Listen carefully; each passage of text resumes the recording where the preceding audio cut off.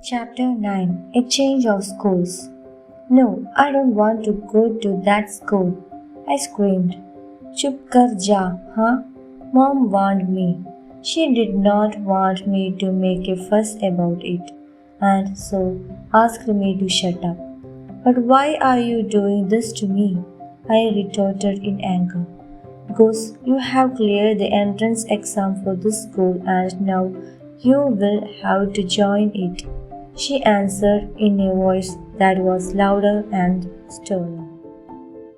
I got scared and counter-questioned her, but this time in a lower voice. But I have cleared the entrance exam of Madnawadi as well. Why aren't you sending me to that school? She didn't respond and went back to chopping onions in the kitchen. I walked out to the veranda. As a mark of my silent protest, I sat there and sulked for a while. The school in Burla conducted classes only till class 7. Of course, it was a small institution. Even the state board affiliated coaching center had more students than we had in our class. But as this was the only English medium school in Burla to continue further studies in the same board, one had to move to Sambalpur, the nearest city as well as the district headquarters. And I had successfully passed class 7. So the argument I was having with my mother was about which school I should go to next. There were quite a few English medium schools in Sambalpur. 3 out of the 4 that I knew about were affiliated to CBSE, the Central Board of Secondary Education, while the convent school was affiliated to ICSE, Indian Certificate of Secondary Education. I had a vested interest in joining the convent school. It was really quite simple. The girls of that school wore skirts as part of their school uniform. On my way to school in Burla, I had seen the bare legs of a few girls while they hopped onto their school buses in the mornings. From the boys of that school, I had heard secret stories of them intentionally dropping the pencil to the floor in order to get a peek into the mysterious territory lying between the legs of the girls behind their benches. Those early morning eye candies and motivating stories from the boys had made me daydream of someday joining the convent school. But my daydream of becoming the one to drop the pencil and have fun got busted for 2 reasons. Firstly, the convent was the most expensive school in the city. I came to know of how expensive it was from Nishant, a good friend of mine who went to the same convent school. That day, he was narrating yet another motivating story about a girl who sat on the bench next to him on the left and preferred to roll down her socks and pull up her skirt as soon as she entered the school campus. The moment I learned that, I questioned him about the expenses of studying at that school. Convent school में पढ़ने के लिए कितने पैसा देने होंगे?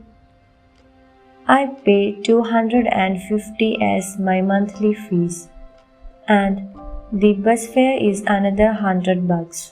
Nishant answered after doing the math. What? 350 rupees? It was as if he had dropped a grenade. For someone whose father was paying 70 rupees per month in Burla, it was nothing short of a grenade. Right then, it was clear in my mind that my father would not be able to afford a school with girls in skirts for his son. Secondly, the convent school taught only till class 10, whereas the CBSE schools went on till class 12. One would have to change schools again after the 10th. There was no point in changing schools again after 3 years. My dream was dying a natural death. I thought about the girls in all the three CBSE affiliated schools who wore boring salwar kameezes with chunnis. Nothing exciting though, as far as this criterion was concerned. The other three schools stood equally disqualified, so my task at hand was to choose one among the disqualified ones. Keeping aside the girls' uniform, Madnavadi was the most happening of the three CBSE schools. They had a school bus that came all the way up to Bula. The central school had a decent school complex, but its quality of education was the lowest among the three. The Guru Nanak Public School was a smaller institution in comparison, with an average quality of education. It also did not have the school bus facility to Bula, which is why hardly anyone from Bula joined that school. My second choice became Madhanavati because all my classmates from the previous school were opting for Madhanavati, but my parents were forcing me to join GNPS. I knew that both schools were far away from my home. I knew that everything would be different: the school, the classmates, the teachers, and everything else. But amid all these differences, I would have felt comfortable having my old classmates around me.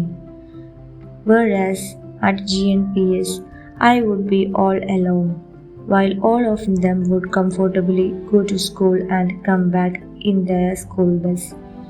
I would be deprived of this fun. I would have to do my daily up and down in the public buses.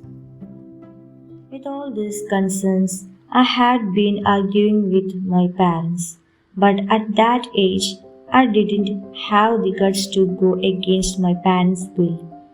2 days before joining GNPS, I overheard a conversation between my mother and my father. It was then that I found the reason behind Dad's adamant decision to admit me to that school and Mom's lack of support for my stand. It was night and I was lying on my bed with my eyes closed. Dad had come home quite late and Mom had to serve him dinner. They thought I was fast asleep and therefore began chatting quite openly with each other. ओड़े सारे दोस्त मदनवती जा रहे हैं। मैनू पता है ओड़े वास्ते मुश्किल होवेगा. All his friends are going to join Madhanavati. I know it was going to be difficult for him. This was Mom speaking as she sat next to Dad while he ate. A pause. Then he said, थोड़ा time लगेगा, फिर सब ठीक हो जाएगा. और कोई रास्ता भी नहीं है साढ़े कोई. It will take some time. Then everything will be fine. We don't have any other way out. I guessed that they were both looking at me as they were talking. I made sure I didn't open my eyes. I needed to know their thoughts. I learned that it was financially difficult for my parents to admit me to any of the other schools in Sambalpur. The fees were high and the daily travel to Sambalpur was going to pinch my dad's pocket hard. But they didn't want to leave any stone unturned in securing a good senior school for me. GNPS was a ray of hope for them. The school was governed by a Sikh management committee. Dad had put an application in front of the committee, mentioning the financial condition of our family. Based on it, he had pleaded in that application to exempt me from paying the school fee.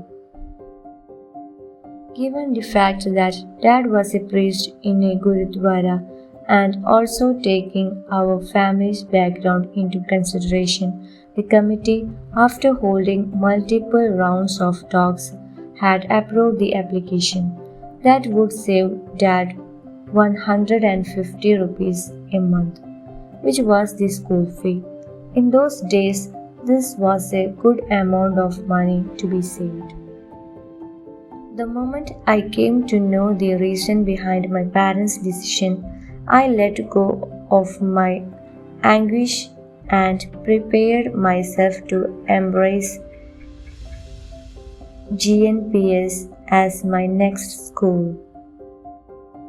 As expected, the ride to my new school turned out to be a difficult ball game.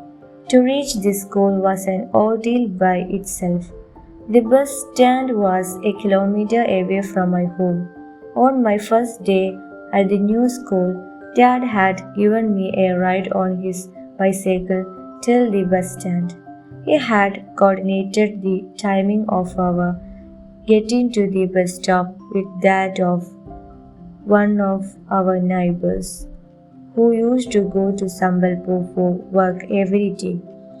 I had never traveled alone in public buses, so Dad thought it would be good to have someone to be with me on the bus, at least for the initial few days. Rummy uncle, our neighbor, was right on time. The bus stop where I had to get off was a 45-minute journey away. When we started the journey, Rummy uncle told me that on that day he would not be able to get down at my stop and accompany me to school, since he had some urgent personal work and would have to travel till the last stop. I was not sure if he had mentioned this to Dad when he promised to take care of me. Instead, he told me which road to follow in order to reach my school.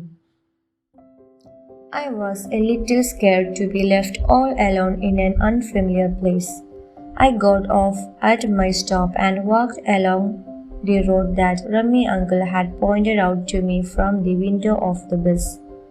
The place was an industrial area with loads of trucks and lorries running down the road. The street I had to take was dirty. It was littered with paper and dirty poly bags. It was crowded too. There were a number of vendors selling breakfast on their open carts and a lot of rickshaw pullers and truck drivers eating their first meal of the day. Stray dogs and pigs dominated one corner that was full of mud and stagnant water, swarming with flies and mosquitoes. The foul smell of it all overpowered my nostrils. Amid all this, I made sure that my new white shirt and new water bottle did not get spoiled. After a short walk, I came across multiple turns on the same street and realized that Rummy uncle had not told me about those, so I had to take the advice of the local rickshaw pullers to find my way. To make some easy money, the rickshaw pullers offered me a ride to school. I refused them and only borrowed their advice, which came for free. Most of them suggested a well-known shortcut which led through a barren rice field. It was a road made only for pedestrians. There was no way one could ride any vehicle through it.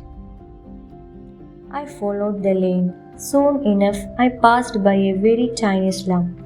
Some 50 more steps ahead, I found myself at the edge of a vast field. It was barren, except for wild shrubs that grew here and there. About a mile ahead, I could see a few trucks parked on the road on the other side. They were dumping soil onto the field. A signboard ahead of me read Railway Colony. It looked like the entire field was being converted into a residential colony. The board marked the boundary of the land that the railways had acquired, and right there, the land ahead of me was elevated. At a distance, on the edge of that raised land, I saw a few people squatting and defecating in the open. They didn't feel the need to either hide their butts or their faces. I guessed they must have been from the slum that I had left behind me. I had to climb up a pile of field soil about 8 feet high. I continued to walk along what appeared to be a small kacha path within the field. The lack of greenery on that narrow lane made me assume that people must be using it quite often, which was why, unlike the rest of the field, it was not overgrown with wild grass. After great difficulty and more than 1.5 kilometers of walking, I finally reached my school. It was familiar with the school complex as I had visited it a couple of times earlier, once during the entrance exam and twice for the application that Dad had to submit to the school committee. But I was not sure where my classroom was, so I made my way straight to the principal's room. I'm quite sure I was probably one of the rare students who thought of meeting the principal in the very first hour of their very first day at school. He was a Sikh. I had seen him multiple times in the Sambalpur Gurdwara. I used to wish him Sat Sri Akal whenever I came across him in the Gurdwara. As I walked to his office, I was confused whether I should wish him Sat Sri Akal uncle or good morning sir. But I need not have worried. Thank God, the principal was not in his office yet. But his peon was on time, so I approached him and asked if he would escort me to my classroom. In his khaki uniform, he was basking on a stool outside the principal's office. Bhaiya, class tak chhod doge? I asked him politely. He looked like a buffalo grazing in the fields to me. The same lazy, careless actions and the same complacent mood. He was also chewing something, completing the picture of a buffalo in my mind. He gave me a blank look, and then his head swung back to its earlier position. He had ignored me. How could I tolerate someone ignoring me? I threatened to report him to the principal, whom my father knew. A few minutes later, I was walking down the center of the school complex with the buffalo man carrying my bag and water bottle. He left me at the entrance of my new classroom. He didn't talk and only made a hand gesture towards it. I guess even that was too much for me to expect from him. The class had already started, and seeing me, all the students turned towards the door. Finding her students distracted, the class teacher also looked at the door and spotted me. Suddenly, I felt embarrassed. The class teacher, the only person who had been talking so far in the class, fell silent. The students who had been listening to the teacher started talking among themselves. Yes, the teacher asked me from a distance. She looked at me over her spectacles, which rested almost on the tip of her nose. Ma'am, I am Ravinder. I managed to say hesitantly. She quickly glanced at the attendance register and said, "Oh, yes, Ravinder." She walked up to me. "So you are late on your very first day in this school." I was ashamed of myself. "Ma'am, I live in Burla. I didn't know the way to the school." I defended myself. She smiled and said warmly, "Come in. I will mark you present in the attendance register. And now that you know the way, don't be late again, all right?" "Yes, ma'am," I said and happily stepped inside the class. But I stopped right there. Right in front of me were my new classmates who had been exchanging whispers and smiles among themselves ever since I had arrived. After I had stepped in, those whispers and smiles had become louder. "How? Look at him," I heard from one corner of the class, and the whispers spread till they had reached the other corner. I felt mortified. Reaching late had been a mistake. I became nervous. I felt as if my legs had turned to jelly and I could not move. If I could just get a seat, I would sit down quickly and this embarrassment would end. I looked around for one, but in my nervousness, I could not find any. I simply stood at the entrance with my school bag on my shoulders, a water bottle in my hand, and my legs shaking. Then I suddenly overheard the word half pant. That was followed by a round of jiggles on my right. And that's when I realized the blunder. I looked at the boys in the first row, then in the second, and then at the everyone in totality. All of them wore full navy blue pants. There was only one person who was in half pants, me. I looked to my right.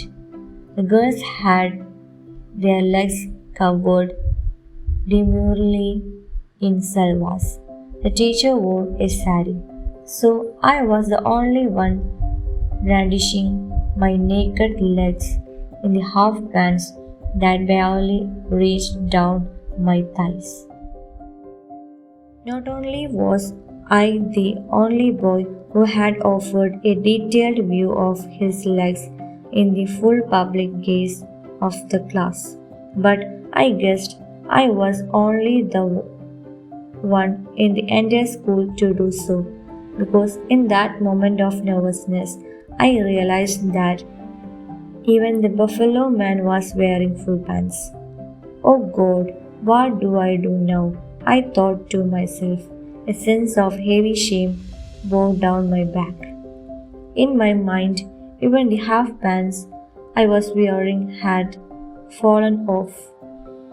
All of a sudden, I felt vulnerable to these people whom I had never known. I wished to undo that moment. I wished to run back and out of the school.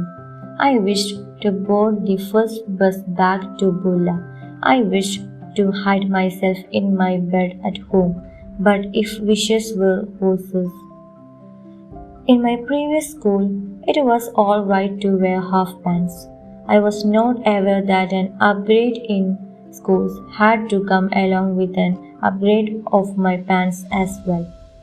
I had become the butt of many of joke for the entire class on day one itself.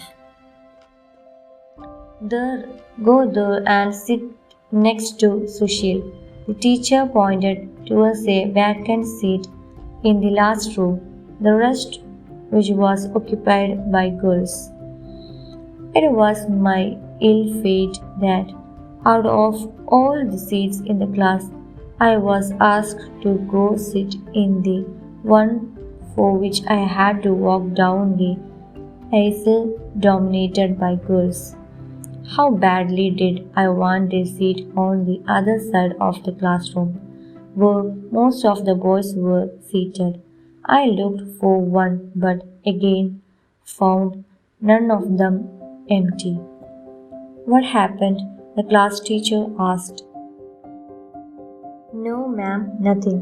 I replied and looked at the seat that she had pointed me to. I filled my lungs with a deep breath and took my first step to embrace whatever was left of my public humiliation. I walked through the territory of jiggling female faces, curious eyes scanning my hairy thighs. I avoided any sort of eye contact. I wanted to look more confident, as if I didn't know what they were talking about. But my body language was not in sync with my mind, and all that while my hands reached down to pull my half pants down to my knees, hiding as much of myself as possible. I walked like a lame duck in a pond of female crocodiles. As I progressed along my path, I felt all heads turned towards me. I heaved a sigh of relief when I finally reached the desk at which I was supposed to sit. Sushil picked up his notebook from my side of the table. I gave him a smile. He continued to smile. I pulled out my handkerchief from my pocket and wiped the sweat from my forehead. The class continued to stare at me till the class teacher announced, "All right, class, so where were we?" Ma'am resumed the lesson. They had turned back to their respective books, and only intermittently did they get back to me. I sat with my school bag on my lap so that it would cover my thighs. I didn't want the period to end. I didn't want the boys and girls to discuss me in the open and aloud when the teacher was gone. But then that period ended. The teacher left and I became the talk of the school. I didn't go to school for the next 2 days. That was the time that the tailor in Bulla had taken to sew my new navy blue full pants.